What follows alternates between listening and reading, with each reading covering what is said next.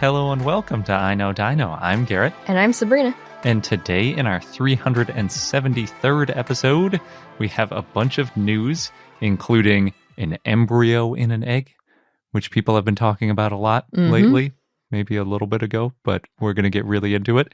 And a new ankylosaur again. Guess who's covering that one? Yeah. We also have an interview with Cebu Ciso Biela, which is fantastic. And we have Dinosaur of the Day, Beipiaosaurus. Lots of good stuff. There's so much good. I'm excited about this episode. And also, we just finished our 2021 year-end survey, which we've been hounding everybody to give us responses for. I think we had 137 responses, which is great because then we know that we're going to get a good representation of lots of different viewpoints and what people like. So thank you to everyone who answered and for all the kind words. A lot of people put in kind words where they could, which was really awesome and heartwarming. Those are fun to read. Unfortunately, since it's anonymous, we can't answer questions directly. Some people asked questions in various places. But I'm going to go through the questions that came up more than once and also talk about some of our planned changes from what the answers to the survey questions were. So, first of all, almost everyone said they wanted us to cover more overviews of dinosaur science. So we're going to do that. It's a pretty simple one. Check. Yep. So, yeah. So this year, there will be more of that coming. There were also a lot of requests for more interviews, which is good because we've got a lot of great interviews coming up, including in this episode. Sorry that our interview rate dropped off a bit last year. We just weren't doing as many interviews, and I think people noticed. So we'll try to stay on top of the interviews this year. And the only other consistent request was for other prehistoric creatures being covered on the show, which is currently our next goal on Patreon.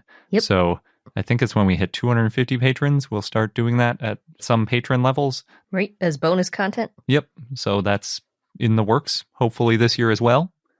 And then some other notes, more the Q&A part of it.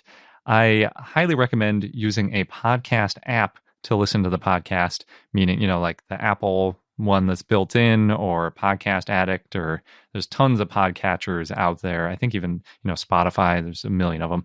They pretty much all allow you to speed us up if you think we talk too slow. Or a couple of years ago, I put in the question, do we talk too slow or too fast? And the main answer was, you're fine, don't worry about it. But I know, for me at least, I always want to listen to podcasts as fast as possible because there are a lot of them I want to listen to. So that feature of being able to speed up the dialogue is great.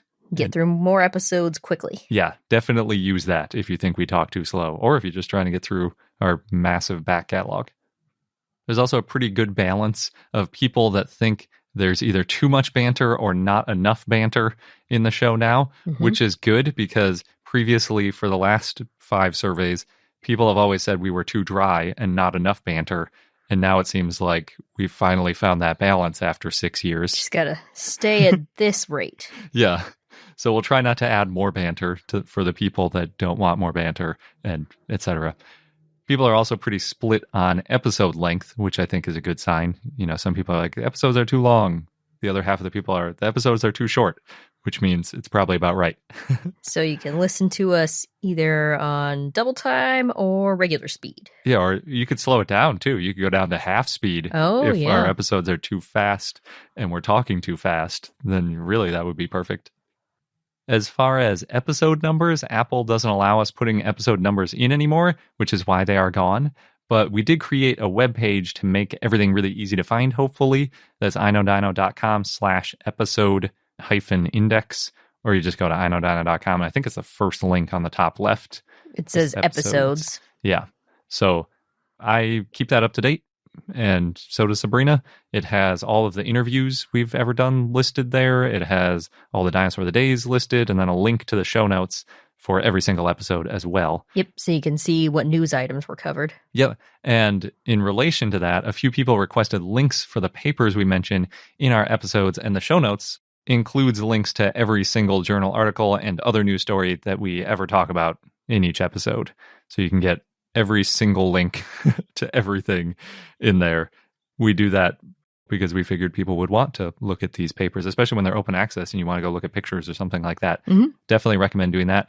You can also get a link to the show notes from the description for each episode. So in whatever you're listening to your podcast in, there should be a description field. And the first thing in that should be iknowdino.com/episode 373, Beipiaosaurus for this one.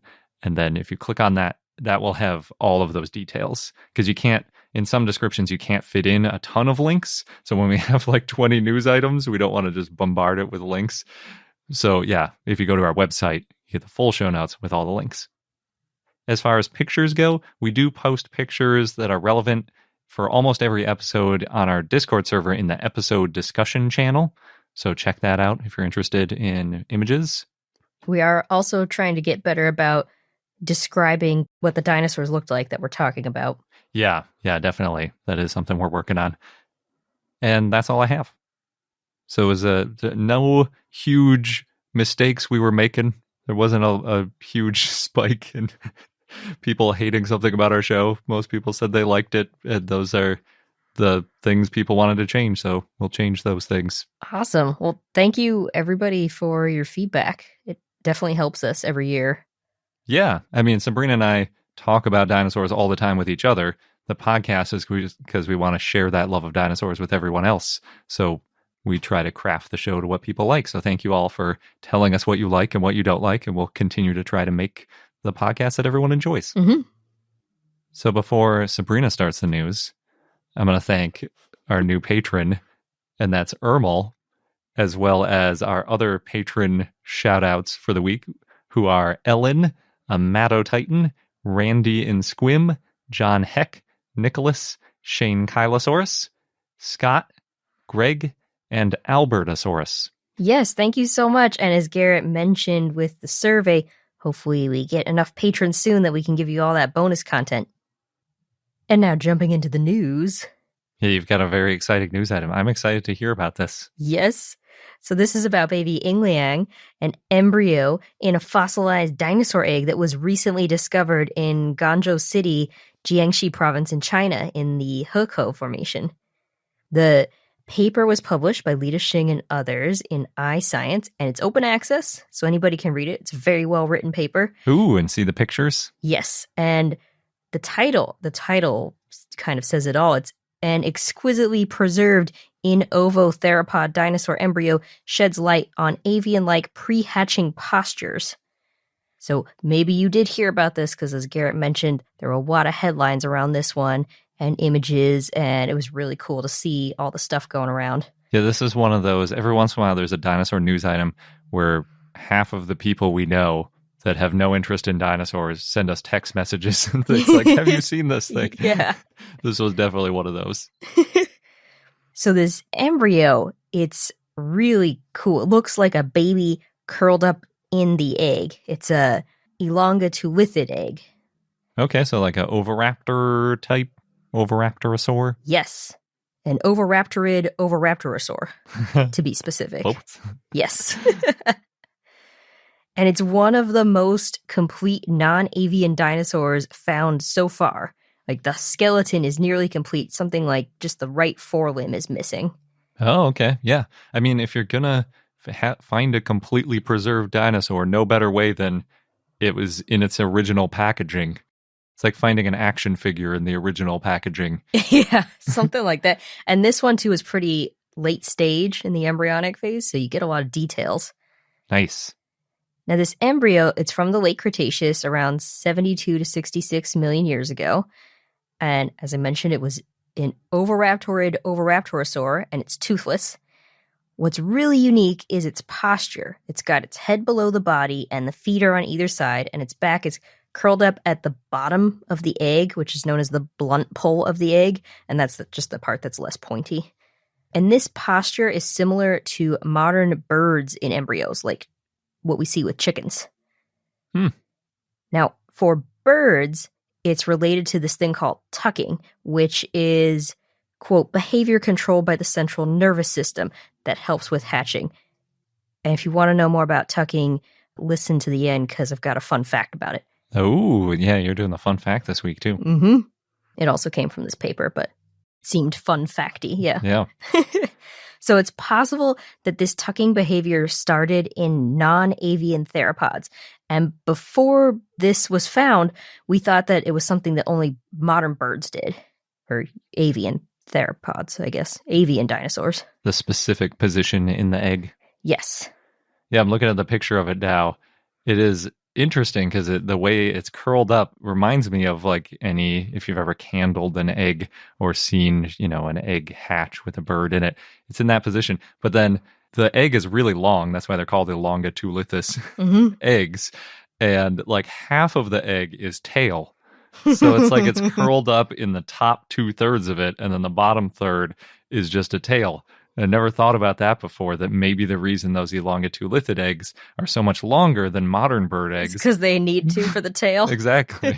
That's a good point. I don't know if that's why, but that's certainly the position of this dinosaur in the egg. And the tail is in the pointy end, too, which makes sense because, it doesn't need as much width there. It just needs a little bit of length to squeeze the tail into. But its back is curled up.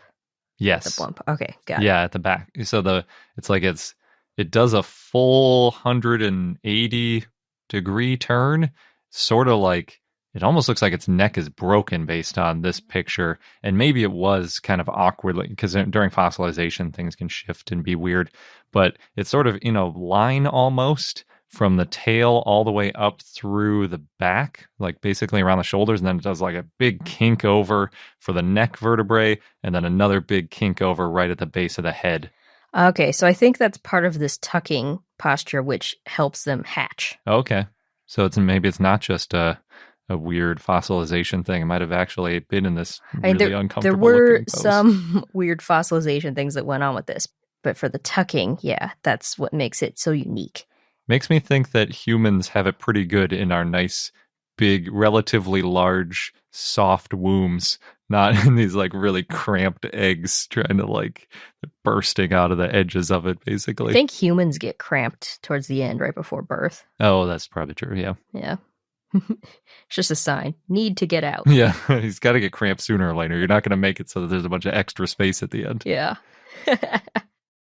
So going back to tucking and how we used to think this was something only birds did, crocodilians in the egg, they're in a sitting posture with their head bending up the chest. So it's a little bit different. We've seen tucking behavior in antiornithine birds in the Cretaceous as well. Now, as you can imagine, it's really hard to study the postures of embryonic dinosaurs. There are not that many articulated specimens, and then the egg shape and egg type can vary a lot among dinosaurs. But some specimens where we have seen embryonic dinosaurs, that includes Beipiaosaurus. It's a perinate skeleton. It was semi-articulated and associated with similar elongate eggs. Yeah, that's definitely the first dinosaur embryo I ever heard of. That was really big news. Yeah, but no embryo was found inside the egg. Oh, really? Yeah, it was just the perinate skeleton that was associated with eggs. Oh, for some reason I always think of it as like a baby in an egg, but it's not really. It was just, but I guess perinate, that means that we're not sure if it was right before or right after it hatched. Mm-hmm. There's also Troodon formosus, which had a similar posture where the skull is near the flexed hind limbs. And Massospondylus, there's the late stage embryo that's in this subspherical egg, but that's in a different posture where the skull is near the pole, the not blunt part, the more pointy part, and the neck curves backwards rather than forward, also known as dorsally rather than ventrally. Oh, and like the death pose. That's weird. Well, it could be because that one was in a soft-shelled egg, and they said, quote, it lacked the rigidity to maintain the original posture after death, or it could be due to, quote, movements associated with the hatching process. It's just unclear. So in that one, it could have been that it moved after it fossilized, or started fossilizing. Yeah. So we definitely need more embryo fossils of all kinds of dinosaurs to better compare and learn more about whether non-avian dinosaurs did this tucking behavior, or if it was something more specialized. As I mentioned, the embryo for this particular Oviraptorid-Oviraptorosaur, it was probably late stage. That's based on its size and the skeleton being pretty bony. It's well ossified. Not all just cartilage. Mm-hmm. The fact that we actually found a skeleton is a good sign for that too, because A lot of times those really early ones wouldn't get preserved. Yes. So it's estimated to be 9.2 inches or 23.5 centimeters long inside of a 6.6 inch or 16.7 centimeter long by 3 inch or 7.6 centimeter wide egg. Oh, that's actually not that big. I guess it's not mega longitudinal, it's just regular longitudinal. Just long, not extra long. Yeah, that's about half a foot long, and yeah, that's like a little bigger than a can of soda, I guess.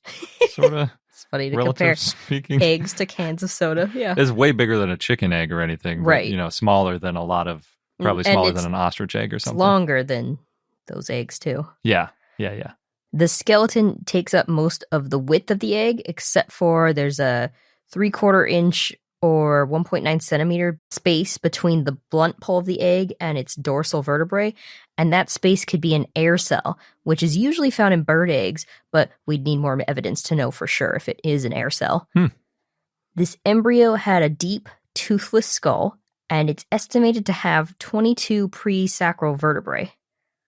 They CT scanned the fossil, but there's a lot of high-density materials, iron-rich sediments, and so there's a lack of contrast between the bone and the matrix, and that, quote, did not provide useful anatomical data for bones still within the matrix. Yeah. Which makes sense. You gotta throw that in a synchrotron or some really high powerful thing if you're trying to see through rock and metal. Yes.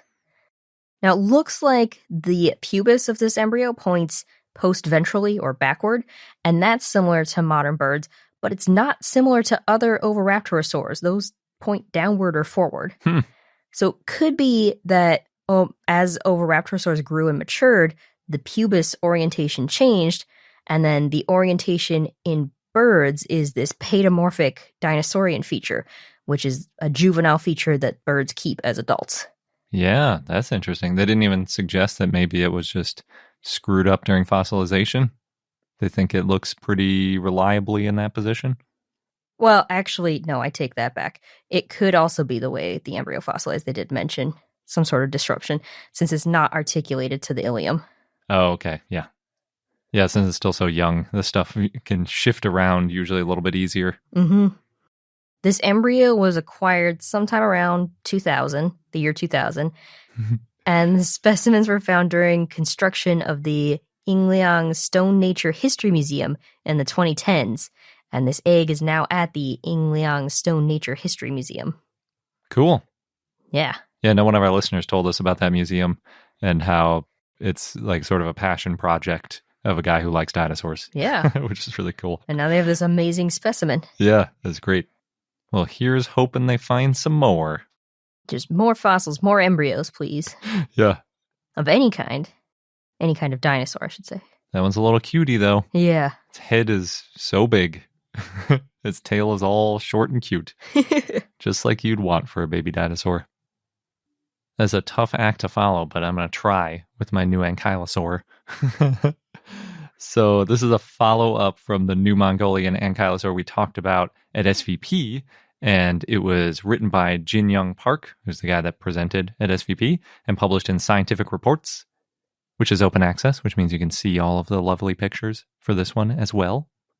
If you're following along, this is specimen MPC-D 100/1353. It was found in 2008 and returned to Mongolia in 2016 after it got prepared. I think it was a joint expedition kind of situation. And it was just published. So not that long of a turnaround, about 13, 14 years.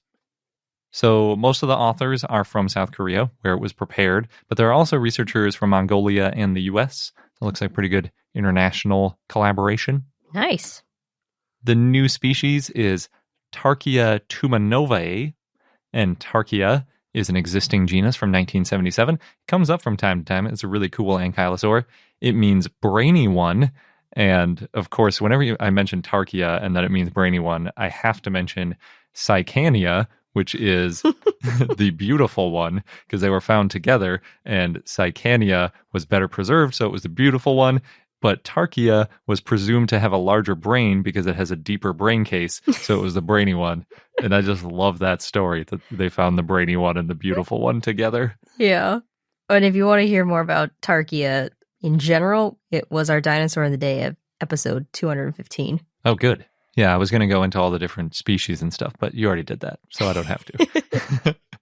The new species, tumanovae, is in honor of, quote, Tatiana Tumanova for her contributions toward the understanding of Mongolian Ankylosaurs, end quote. Nice. Yeah, definitely that name comes up from time to time. Mm-hmm. And the other main Tarchia species that is the most well-known, actually, is Tarchia Therizinosauroid, which is named after another woman who worked in Mongolia studying ankylosaurs, and also was the one who named the genus Tarchia and Cycania. That's Therizinosauroid, not tumanovae. Tarchia tumanovae was found in the Yixian Formation, but it's really important compared to some of the other Yixian ankylosaur finds because a lot of them are missing skulls, but this one is not. In fact, it includes a really beautiful, nearly complete skull with lots of teeth. It is missing the jaw, but the jaw isn't that important in ankylosaurs for identifying them. It's almost exactly what you want or need for an ankylosaur. Yeah. And it's kind of funny because it makes me wonder if they had found this one originally, would it have been the brainy one and the beautiful one? Because this one, I think, might even look nicer than Cycania or Cycania. In addition to that really nice skull, they found vertebrae from all over the body. So you've got your neck, your back, your sacrum, your tail, as well as the club tail. Oh, everybody's favorite. Yeah. And by everybody, I mean at least one person in this who makes this podcast favorite. Well, I mean, I think if you asked a typical dinosaur enthusiast what their favorite part of an ankylosaur is, it would probably be the club. That's true. Well, maybe the osteoderms in general. The osteoderms are cool, but the biggest, baddest osteoderms are on the club. They also found 16 ribs, which is really great for an ankylosaur. I feel like they always just get eaten or something after they die because usually we're not finding a lot of ribs, as well as the hips and a lot of the sacrum and some osteoderms. It has several unique features. We talked about these a little bit back when we covered the Society of Vertebrate Paleontology presentation, including the quote-unquote bulbous scute on its snout, and it also has a horn near the jaw, which is in a different position from Tarchia Therizinosauroid. This is one of those ankylosaurs that has damaged ribs, as well as a damaged tail club, which is probably from ankylosaurs sort of backing up into each other and bashing each other in the ribs. Ouch. Yeah, I guess it's a thing because it's come up in multiple specimens at this point. Why did they do that? I don't know. It seems like it's probably like rams butting heads. Like, we don't know if pachycephalosaurs ran into each other with their heads, but now we're pretty sure that ankylosaurs did bash each other with their tails in the ribs, which is way worse, it seems like. Yes, all the osteoderms. Yeah. Fortunately, a lot of the ankylosaurs do have some pretty good osteoderms on their sides too to protect them from the osteoderms that are bashing them. But yeah, we didn't find those for this one. So we know that one of the ribs might have been a little bit damaged and the tail club is a little bit damaged, but we don't know if that caused it a lot of trouble or not. There are lots of great pictures that go with this because it is a really great find. And since the paper is open access, you can get the link from our show notes, as we mentioned earlier. So go to it's going to be inodino.com/Beipiaosaurus episode 373, because that's always the format I do it in. And then people can't guess what it's going to be in advance because they don't know what the dinosaur of the day is going to be. Once you're a patron, sometimes we let you in. Oh, yeah, I suppose so. But you can also just click the link in the description too. So my favorite picture might actually be of the ribs, which is weird. Yeah. But they have a picture that just really clearly shows how the ribs and the vertebrae integrate together, and the rib fits between that butterfly-like process at the top of the vertebra and the centrum down below. So it's just like really, it's like Lego pieces. It looks like it just really snugly fits in there. You've also just been into ankylosaur ribs lately. I guess, yeah. It looks like it would have been a really sturdy back like that. Almost like a carapace of a turtle, the way it's all interconnected and just like really rigid, especially with that outer shield of osteoderms. It's nice to see. But they also have a lot of other amazing details. So there's a fantastic set of hips with a huge Syn Sacrum. Syn Sacrum is basically an extra long set of fused vertebrae that go between the hips. So normally it's just a sacrum, and it's got like about 3 or 4 vertebrae. So this one has those usual 3 quote-unquote sacral vertebrae, but then the other ones are technically 4 that are in front of the sacrum and 2 that are behind the sacrum, and then they all combine into a 9 fused vertebrae Syn Sacrum, and they're fused at both the centra and neural spines, which makes just a really good base for swinging a tail club, because it's it's just a big mass, a big solid base that you could attach those muscles to and all that good stuff. It looks like it'd be excellent. And speaking of the tail, it has a gorgeous club. It's preserved really, really well. It includes 14 fused vertebrae for the handle. Just the amount of fused stuff and how rigid this dinosaur is all over the body is really cool. The 14 fused vertebrae in the handle, it's called, that lead up to the club, slightly curve up before they get to the osteoderms that make up the club itself, which is kind of cool. It shows you that it may not have been dragging the tail, sort of aiming up a little bit. Mm-hmm. Although I guess if it was dragging, that might also happen. It's reinforced with a ton of ossified tendons. They actually have a picture of just like a stack of ossified tendons, and it looks like just a bunch of skinny bamboo poles or something piled together. They've just got so many of these ossified tendons. One of those is actually fractured and later healed, which shows it was swinging that tail with some serious force that it broke. It's not an insignificant tendon. This thing is like a centimeter, maybe a third of an inch thick, and it's ossified, which means it's like a bone. Right. And there's a whole bunch of them, and one of them snapped under the force and then healed. That must have hurt. These animals are amazing. The club itself is 1.7 meters, or about 5.5 feet long. It's a long club. It may have been even longer in life with the keratin covering over those osteoderms on the club. Just like we talk about with claws. Yeah, the keratin can be all over the place, especially on bony things. Mm-hmm. And it also could have been longer on the front end with more vertebrae, possibly. So most of that 1.7 meters, or 5.5 feet, is the handle. The big blunt bashing end is about 56 centimeters long by 48 centimeters wide, or about 22 by 19 inches, which is big. I mean, that's quite a bit bigger that's like a big serving platter, I guess, sort of size. We're comparing eggs to cans of soda and ankylosaur clubs to serving platters. I might be getting hungry. Yeah. It's also because this one is nearly a circle. It's almost completely round. Although one side is a little bit smaller. We mentioned before it might have gotten injured from bashing it against other ankylosaurs or something else. Mm-hmm. So maybe it would have been a perfect circle if it didn't get injured on the one side. Stunted growth a little bit. Tarchia tumanovae is from the middle Campanian to lower Maastrichtian, just like Tarchia therisae, which puts it at about 71 million years ago, plus or minus a couple million years as usual. It is also a few million years before Ankylosaurus. It's also on the opposite side of the world, but I think it's always good to mention. It's always good to give Ankylosaurus its due.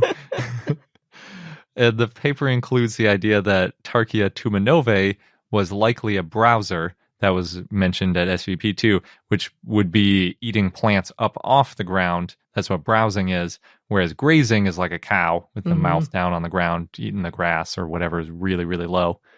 There were a lot of ornithopods in the fossil record from around that time, and they might have been grazers, eating down like a cow, which might be why ankylosaurs like Tarchia tumanovae ended up being browsers, because they could get that niche partitioning. But another option is a change in diet could have been caused by a change in the plants that were growing in the area. So whether there was some sort of climate change, or if it was just plants changing, competing with each other, and there was just more browsing available to do, could be why it was browsing. But either way, Tarchia got the food that was available. They made it work. Grew to a big, strong boy or girl before fossilizing. And that fossil is permanently housed at the Institute of Paleontology in Ulaanbaatar, Mongolia.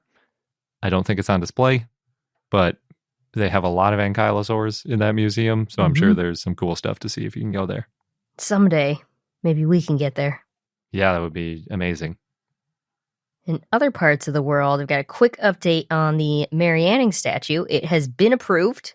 So the plan is to unveil it on May 21st of this year, Marianning's 223rd birthday. Of course, yes. Pivotal 223rd. You know, they call that the statue birthday. Well, they might now. And again, it's going to be this life-size bronze statue. It's going to overlook Black Ven, and that's where she found a lot of fossils. So very fitting. And since it's approved, it seems like it's likely to happen in time for her birthday, I mean. Nice.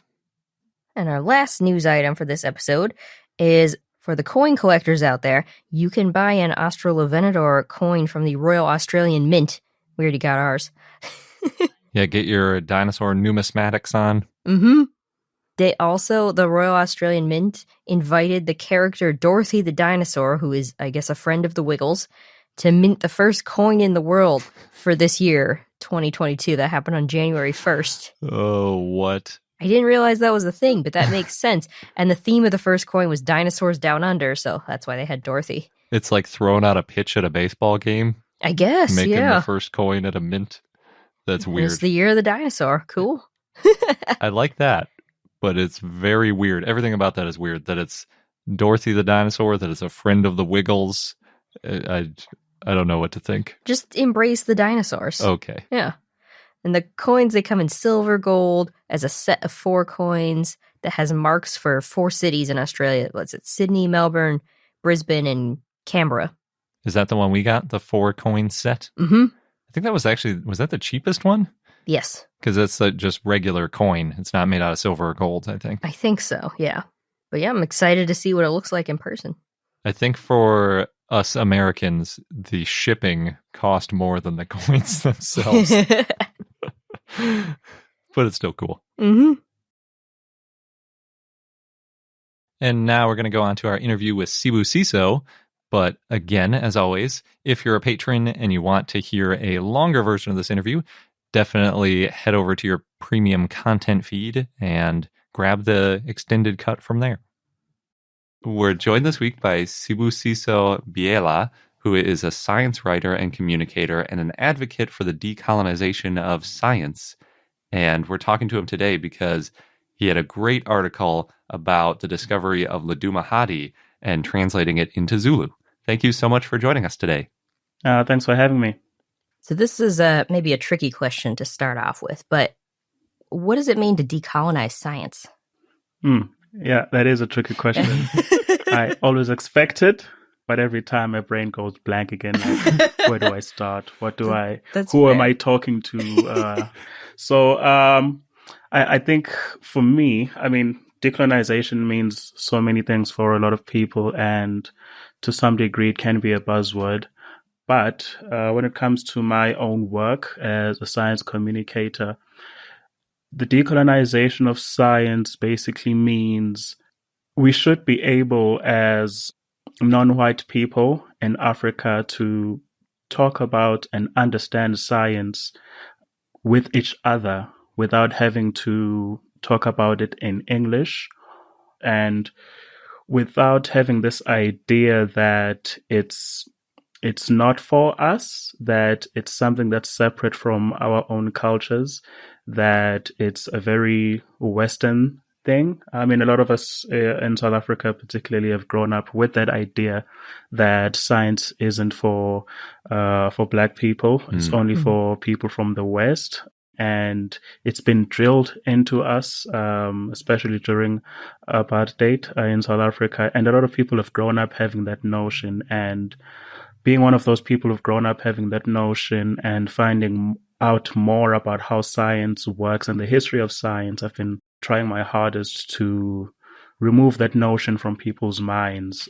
Yeah, that's basically, in my own work, what decolonization of science means. Mm-hmm. That sounds super important. Well, I hope so. Yeah, I've heard the notion before that science doesn't feel like it's a part of a lot of cultures, which is really terrible because science is so wonderful and so helpful. And the more people that get involved in science, the more better it gets. Yeah, the better it gets for everybody. So I certainly appreciate that you're trying to, get it more into the culture. That's awesome. Yeah, that you don't have to be a nerd to like science. That's for sure. You can just like it. Yeah, yeah. Like it's the craziest thing because growing up reading a lot of science fiction, and liking a lot of science programs, and having icons like Carl Sagan, a lot of people would sort of tease me by saying, "Oh, you like that white people stuff." And I was always so fascinated as to why they would think that. But over time, it started to make sense, and I understood the history behind what made people get that idea. So I've been trying to work very hard to undo that. Yeah, I mean, yeah, I guess if you look at science from a anthropological standpoint, which is, because it's humans that do science, basically it was just white people for a super long time. So I guess if you're talking about scientists or you're referring to specific scientists, they probably were white people for a long time. Is that getting any better, you think, in South Africa, or is it still a really big problem? It is getting better in some way. There's a lot of efforts to undo that history, because if you look back 20, 30 years ago, the heads of department of every university or every publicly known scientist in South Africa was basically an old white man, or if they're progressive, it's an old white woman. So and especially when I grew up reading about dinosaurs, and basically paleontology and paleoanthropology, the people that you'd see on the cover of books, the people whose names would be associated with certain fossils and things like that, used to be like an old white man, someone especially from the UK. I mean, that's still the case today. But then the more you dig into it, the more you find that there were a lot of other people involved, a lot of South Africans involved in that work as well, from people who were helping out in the background, people who were doing the digs themselves, all sorts of stuff in that regard. But it has changed in the last 20 to 30 years in South Africa, and there's a lot more diversity and visibility of a diverse group of people doing science in South Africa, and it's inspiring a lot of young people as well. Nice. That's really hopeful. Yeah, that's really great. Garrett mentioned this, but one of your assignments as a writer was to write about the discovery of Ledumahadi, but in Zulu. We read your article, which was fantastic, about how this worked, and I know it was difficult because you didn't want to write from English and translate. You wanted to write directly in Zulu. Can you tell us a little bit about that process? Okay, so it started when I heard the news about the discovery or the description of Ledumahadi Mafube. Not that I didn't know about South African dinosaurs. I knew there were some South African dinosaurs, but I didn't know too many of them, or that South Africa is one of the most important sites for such discoveries. It's something that I didn't know much about. And then to find that they had discovered what was then the largest dinosaur on the planet, Ledumahadi Mafube, in South Africa. As a writer, I was appointed by my editor to write about the discovery, and we had the idea that let's try to write about it in Zulu.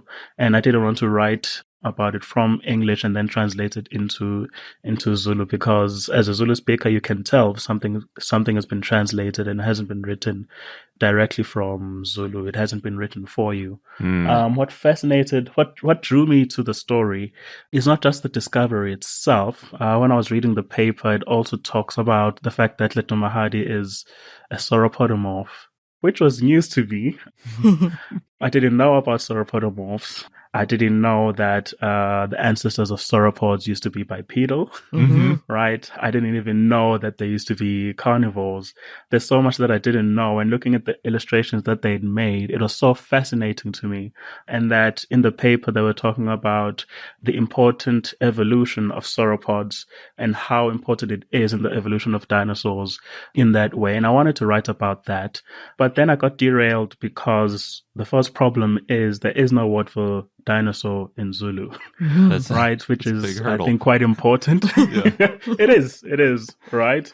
And I thought, okay, maybe I can work around that.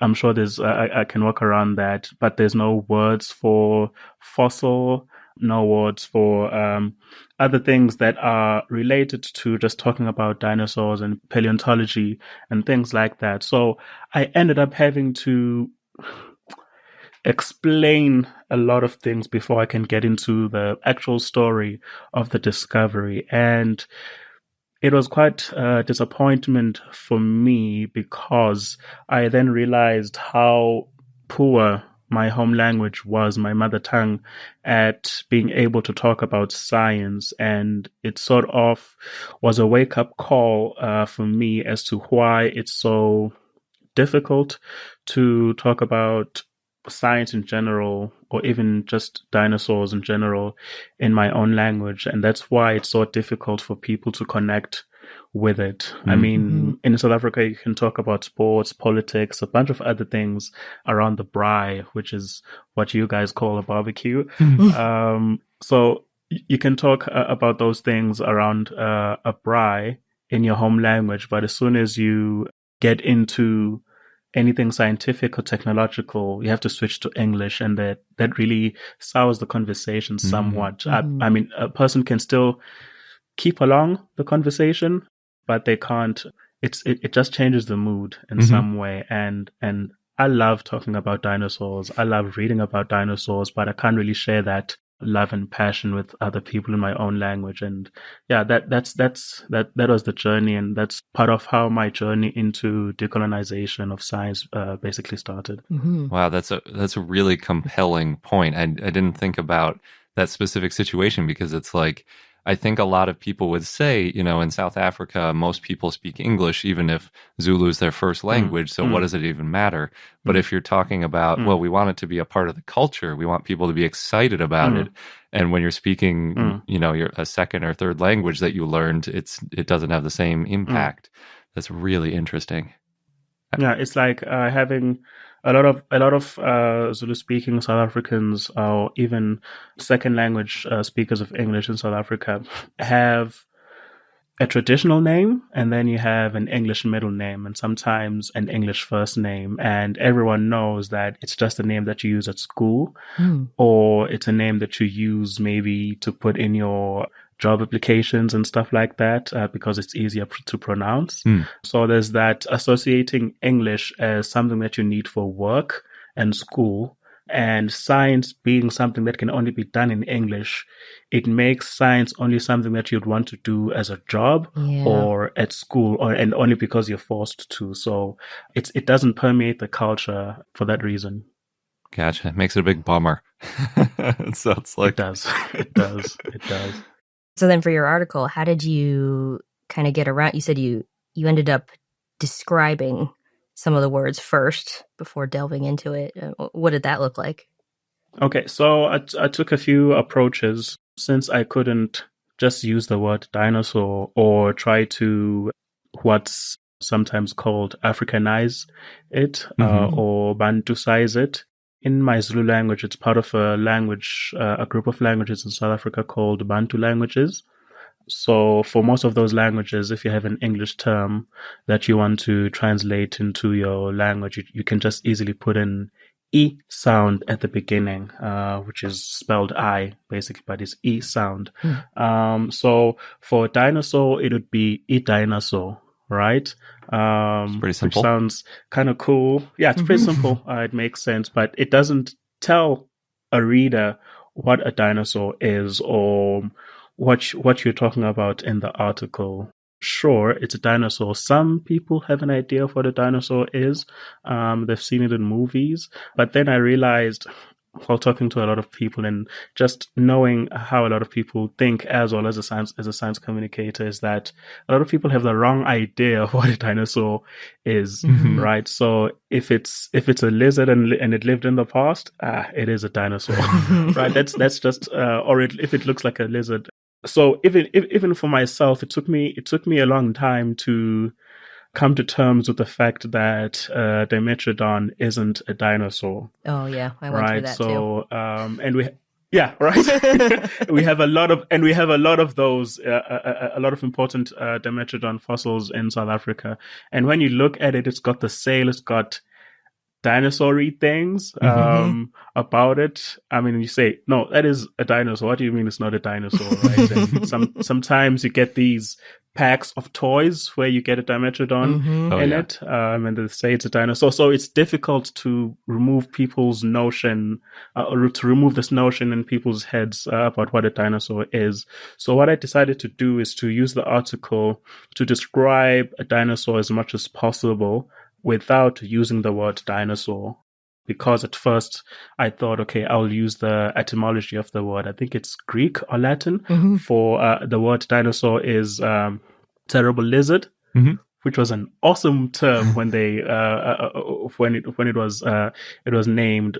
I thought, okay, well, a dinosaur isn't really a terrible lizard, and it's a really bad way of describing it. I thought, okay, the best thing I can do in the short amount of time that I had was to describe what a dinosaur is. So a short phrase or term that I used is isilwane sasemandulo, which in Zulu means ancient animal. So in using that term, while it might not be precise, I like it because it's accurate, right? So I had to weigh the two, precision and accuracy. I then proceeded to explain the story behind the discovery and describing the new dinosaur discovery and why it's important for the evolution of dinosaurs. I talked about its stance, the fact that its hind legs were parasagittal, right underneath it and sort of straight in a way, and that its front limbs were sort of sprawled in a way. Like I was using that to describe what separates a dinosaur from a lizard, right? So that's what ended up happening. So someone who might have taken it for granted that they know what a dinosaur is, while reading that in isiZulu, they were able to get a good idea of what exactly a dinosaur is based on me taking the time describing the dinosaur discovery and why it's important in the evolution of dinosaurs. So that was the opportunity that I discovered there, that sometimes when you try to translate scientific concepts into an African language, you end up doing a lot of science communication that you wouldn't think of doing if you're writing in English. Yeah, that makes sense. I like that's a really clever translation, and it actually gets you around the issue of, Dimetrodon not being a dinosaur, because if you're just classifying it as ancient animals, then it's like, hey, yeah, sure, Dimetrodon's an ancient animal. You could include the other ones and not get all pedantic about it not being a dinosaur. Yeah, right? Yeah. Yeah, I was just looking at some of your translations too in the article where you talked about writing the story. And you've got fossil, which is, I will not be able to pronounce that correctly, but Zulu for old bones found in the ground. Amathambo, amadala, atholakala emhlabathini. Yes. Thank you. Yeah, and that's another problem that I had with that, the fact that I can only talk about fossils here as bones, and not talk about other materials like shells and leaves, even imprints, footprints and things like that. So yeah, that was some of the limitations of the article, which is why I'm working on a project at the moment that's trying to create a glossary of terms for scientific discourse in 6 African languages, and we're trying to create sort of universal definitions and terms and strategies of how to translate certain terms in these 6 African languages. So it's something that would solve that problem, like would have fossil and describe what a fossil is from English, and then try to translate that for isiZulu and 5 other languages. Oh wow, cool! I think I read that in one of your pieces. Like it's training a natural language processing algorithm to do this. That's how it works. Yes. In short, it's sort of like we're trying to create a Google Translate for science for African languages, basically. Is the idea more or less that you take the word that comes usually from Latin or Greek and then go to the root words and then take those root words and turn them in, that hopefully those translate easier? That's part of the strategy. For a lot of the words, we can do a lot of borrowing, unless borrowing is not necessary. Like what we've been sort of discovering and talking about is the fact that a lot of science itself is talked about in English, yes, but the language of science isn't itself English, right? So you're not really translating English; you're translating the science, and we're using as data to train the machine. We're using jargon-heavy, complex science articles to do that, and a lot of the phrases you find in those articles sound like English, but they're really not. I mean, today I was just writing some articles based on a few science articles I was reading, and some of those phrases, it doesn't seem like those scientists are trying to communicate with other human beings. So that's just part of the work. It's science communication from the science English and then translating that. But we're still working on a lot of the strategies with linguists from all over the continent as to the best strategies for particular terms and words. Nice. That's exciting. What are the other languages? So the other languages are Yoruba, Amharic, Sepedi, which is another South African languages. There's Hausa, and then there's Luganda. So those languages basically cover the whole or most of the continent with millions of speakers.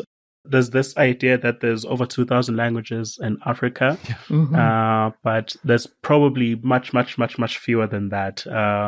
Maybe a couple of hundred at most. The thing that happened is that during colonial times or the post-colonial times in Africa, a lot of missionaries went to different places. So if a different missionary group comes to one part of South Africa and another missionary group goes to another part of South Africa where the same language is spoken, they would call those languages different names and call them different dialects of different languages when in fact they're just slightly different dialects. So it's just an overestimation because of that, because there wasn't instead of communicating with each other, they would go back to their homeland with whatever information that they have. So it's not over 2,000 languages. It's much fewer than that. These 6 languages are quite different, but they cover a lot of language groups in Africa. So it's a great start to start with them. Wow. So the challenge is way less insurmountable than I had previously. I would have thought that you can translate to 6 languages and cover a good portion of the whole continent. That's really awesome. Yeah, it's a great start. And then perhaps we can start talking about dinosaurs in those languages, hopefully soon. So this sounds like a huge project. I'm assuming you don't speak all of these languages, or do you? No, okay. I do not. And since no one speaks all of them, what we're trying to do is we're trying to come up with all these rules at the fundamental level as much as possible, because no one can check all 6 languages and how something was translated. But we can talk about the rules for each sort of kind of term or subject from the beginning. So if we can agree on that, then we can let the other languages sort of make their own decisions as to how to translate that strategy in their own languages. Yeah. How many people do you have working on this with you now? So we have a few project partners. Myself, there's a science communication team. There's a machine translation team. They do all the fancy computer stuff. And then we have the translators. So sort of the translators, they are being run by a translation group called ST Communications. And then there's myself from Science Link, Science Communication Company. And then there's the Masakane group, which are the guys who are dealing with the computer stuff. And then there's the people who are giving us the actual scientific articles, the scientific data that we'll be translating. That's the Africa Archive. It's basically a preprint server of African research from all over the continent. So it's those groups of people who are working together on this project. So I would say the core group is made of maybe around 5 to 10 people. And then you've got just teams of other people from each of the companies coming together to do this work. So it's quite the undertaking, and we do realize that we sort of bit off more than we can chew, because it's such an insurmountable thing. Yeah. It's basically a sauropod of a problem, right? It's we're doing so much work. The project is going to be probably much longer, and there's going to be many stages of funding and things like that, because we want to get it right from the beginning. So yeah, probably going to be dozens of people involved going forward. The words that you used for like dinosaur and fossil and all the words in your article, are those sticking around, or have they been updated? So that's the thing about language. The words that I used were very generic. Some people do use them when they talk about those things. So they're much less nouns in a way and more phrases, such as dinosaur, ancient animal, fossil, ancient bones found in the ground and stuff like that. So what you're trying to do is, with this project, the words that will come out of it, including dinosaur and fossil and other things, we are in communication with language boards for each of the languages that we're working on, and we'll be providing them with the words that we've come up with and sort of the process that we've used, and they can be the people to distribute those words for people like book writers and scientists and other people who want to use those words. Because if it's standardized, you can know that if as a science writer you're using a certain word that's been translated, a scientist will be using the same word if they're talking about it in that language. A science communicator will be using that word, and it will be put in a book as well. So we're trying our best to have them standardized in that way so that they do stick around. Cool. So then, yeah, that is the ultimate way to translate it, right? You're coming up with a new word, not just a transliteration or a translation or sticking a I in front of it. It's going to be a native thing that sounds good and matches with the whole vocabulary. I didn't realize. So each of these languages does have, I always think of French as like the weird one, because I don't think English has a like board or any governing the words. I don't know where English words come from, but they come from a lot of other languages. They come from Twitter. Yeah. It's just like totally made up. Maybe TikTok now. Yeah. I know you're very busy. You've got a lot of stuff going on. Are there any other projects you're working on that you can share? Or yes, I'm at the very early stages of a new podcast that we're producing. As soon as we have enough episodes, then we'll publish it as a season. But my friend and I just talk about any scientific topic, something in the news or something basic, like the Big Bang or the elements or dinosaurs, and just try and talk about it exclusively in Zulu, and just something that we're trying to do that at the end we can try to come up with a Zulu word for a certain scientific thing. So that's a project that's coming up. Hopefully it'll be wrapped up in a couple of months or so. Nice. Oh, that's amazing. I had a feeling when you asked us about the room tone, like, oh, you know about podcasting. Yeah. Hey, everybody has a podcast, so I'm going to get one too. Yeah. I mean, that's why I'm able to sort so much of the sound stuff. Yeah. Are there many? Will you be like the first Zulu science podcast? I guess. Actually, yeah. It's gonna be like it's crazy, because for a long time we didn't start with the production of the podcast thinking, yeah, there's probably people who are doing it, and then you find out, wow, no. So yeah, it's a great opportunity to be a pioneer. Yeah, yeah, that's great. And use those new words. Exactly. Yeah. Workshop them. That's the fun.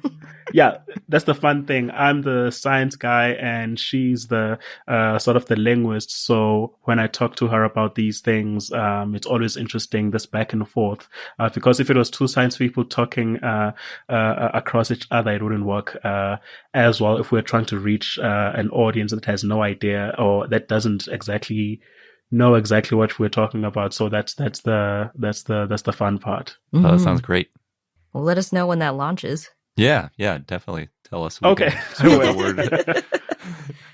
I will. For our listeners, then where's the best place if they wanted to find out more about you and your work online?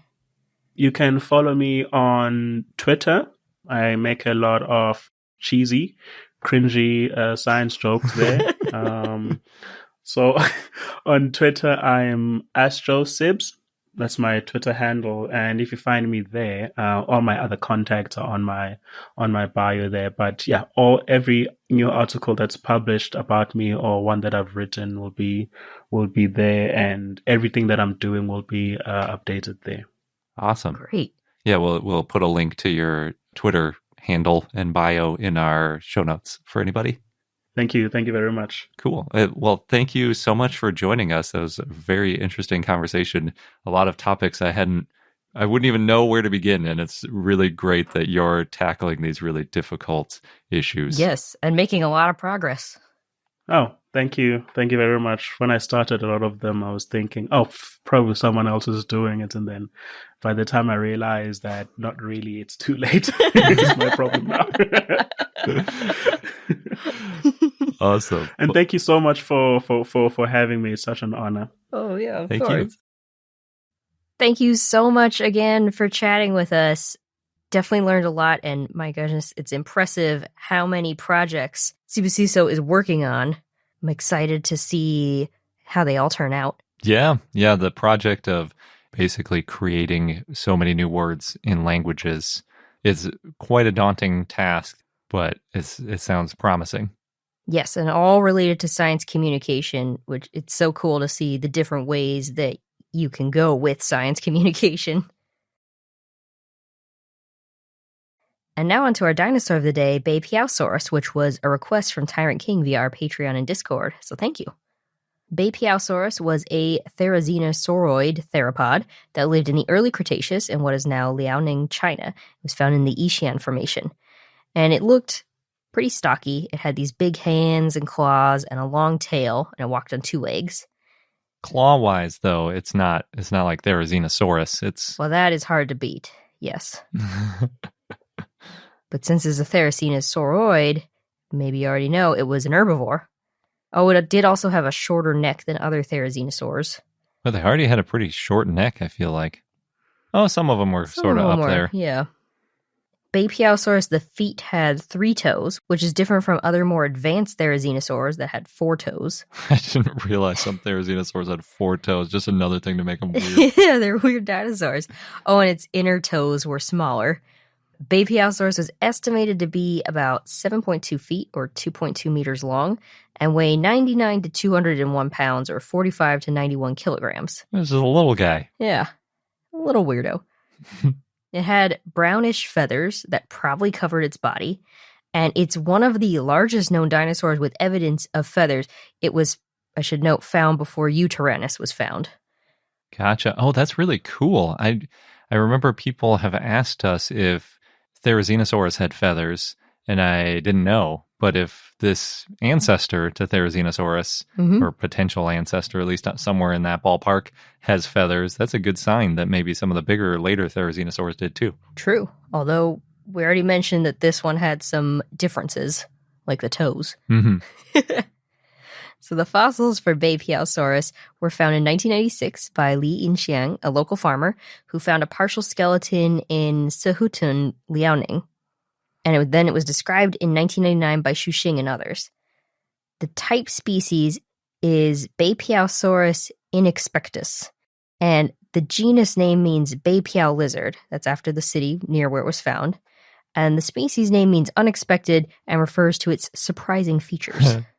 Now, the holotype includes a partial skeleton of a subadult, parts of the skull with the teeth, also some vertebrae, ribs, pygostyle, chevrons, forelimbs, incomplete pubis, femur, tibia, metatarsals, skin impressions, and more. So it's got a lot of incomplete bones, but so many of them that it sounds like we got a pretty good idea about some of its details. Mm-hmm. It also explains why it's so small, potentially, if it's a subadult.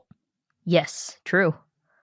Now, the quarry where the fossils were found, they were re-excavated later, and then even more fossils were found. That includes the pelvic girdle and caudal vertebrae.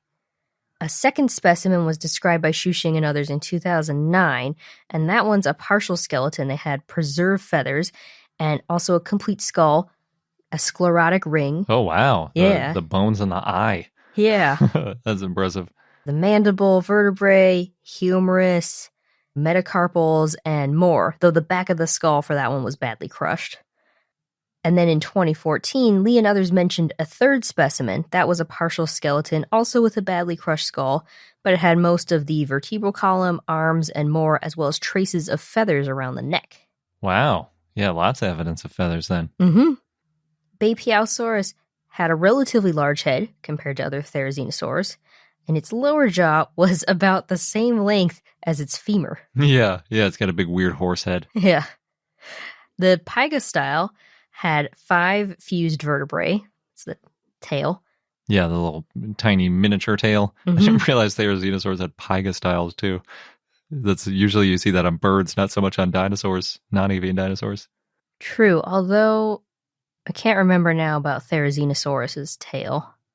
It also looks like Baphiaosaurus has a normal tail before the pygostyle, so just like the tip of it is fused to give it. I would assume, I'm surprised the paleo art I'm looking at doesn't show a fan of feathers, but usually that's what they show when there's a pygostyle, because that's what modern birds do at least. Could be because of the feather impressions. We might know a little bit. The tail is still kind of long. It had more than 30 caudal vertebrae. Now, according to Lindsay Zano, Beipiaosaurus had unique characteristics, including the last 4 dorsal vertebrae, the spine, they're fused, and from at least the 7th vertebra to the tail vertebrae that's fused into the pygostyle. The skull's also large and about as long as the thigh bone, as you mentioned, so with all the weird characteristics. Mm-hmm. The claw bone on the 3rd digit of its finger is the longest one, and that's also different from other therizinosaurs, where the 2nd digit claw is the longest. Yeah, that's really weird. That's like having a ring finger that's longer than your middle finger, kind of. Mm-hmm. In 2021, last year, Liao Chun-Chu and others analyzed the skeleton of Beipiaosaurus and included additional vertebrae that hadn't been described before. That's where we get that the tail had more than 30 caudal vertebrae. There were also neural spines near the front of the tail. They found 3 possible synapomorphies, which is a characteristic from an ancestor that's shared by its descendants. This is for Therizinosauroidea and Therizinosauridae. And that includes having a straight ulna, the arm bone, which is straight in most therizinosaurs, but bowed in Falcarius, a Therizinosauroid.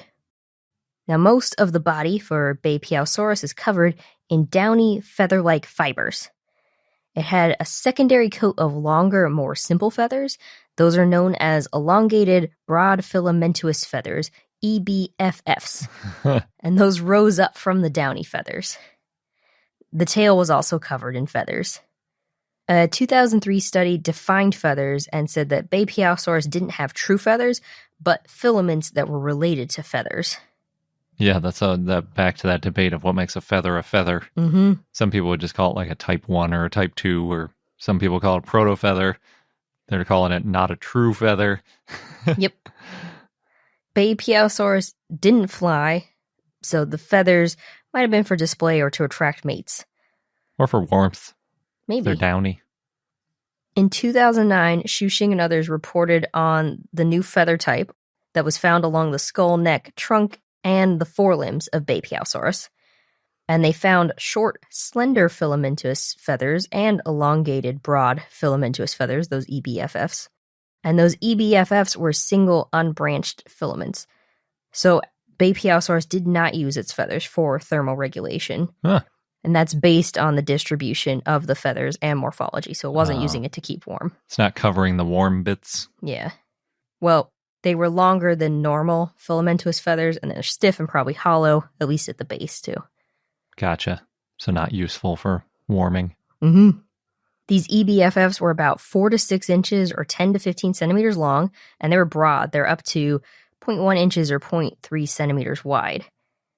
They're also only on parts of the head, neck, tail, and body, where modern birds typically have display structures, so that's why they're thinking they're probably used for display. Now, EBFFs have also been found in the Therizinosaur Gianchangosaurus, and it may show that they were for display and were common in early Therizinosaurs. Now, based on filaments that were found on Beipiaosaurus, Psittacosaurus, and some pterosaurs, it could mean that the common ancestor for them had early feathers. These first feathers may have appeared in the Middle Triassic around 235 million years ago.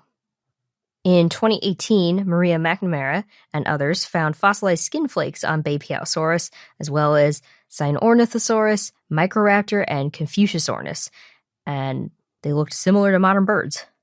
Never thought about bird skin flakes before. Yeah. They found corneocytes, these cells full of keratin, and compared them to birds, and they found similar cell structures, but the fossil dinosaur corneocytes were more densely packed with keratin and lacked fat or lipids, and that could mean that Beipiaosaurus didn't get as warm as modern birds. Now, modern birds, they have this fatty corneocytes with loosely packed keratin, so they can cool down quickly when they're flying, and Beipiaosaurus probably didn't get as warm because it couldn't fly, so it didn't need to cool down as quickly. They also found that they, meaning Beipiaosaurus, Microraptor Confuciusornis, and Cynornithosaurus, probably shed skin as dandruff. Beipiaosaurus is a sister taxon to Falcarius, and Beipiaosaurus lived in a warm, humid climate with dry seasons. The average temperatures were about 50 degrees Fahrenheit or 10 degrees Celsius. Beipiaosaurus lived alongside Gianchangosaurus, which may mean that therizinosaurs commonly coexisted and just had different feeding strategies, so they could get along. Other dinosaurs that lived around the same time and place include Delong, Utaranus, Cynornithosaurus, Codopteryx, Confuciusornis, Psittacosaurus, and Dongbei Titan. And other animals that lived around the same time and place included snails, slugs, shrimp, insects, fish, birds, mammals, and lizards. So pretty diverse. And now for our fun fact. Am I saying it like you? This is weird. I almost read it. I forgot that you were doing the fun fact. I forgot I was doing it too, and I was like, oh no, there's more. So this is from the paper about that dinosaur embryo that we talked about earlier, Baby Yingliang. And as promised, this has to do with the tucking process. The tucking process in birds, turns out there's 3 phases to it. There's the pre-tucking phase, where the beak points towards the poll, and it's in between the hind limbs and feet, with the back curling at the blunt part where that air cell is.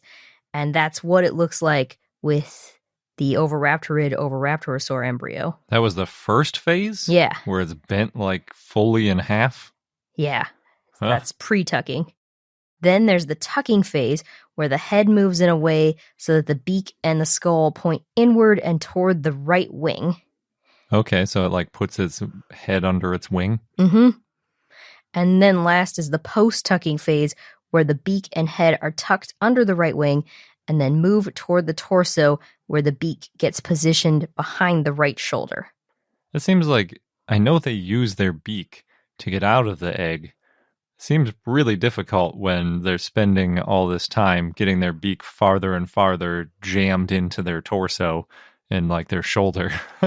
Well, apparently this works really well for birds because it helps to stabilize them, and it makes the head and the beak more effective and efficient when hatching.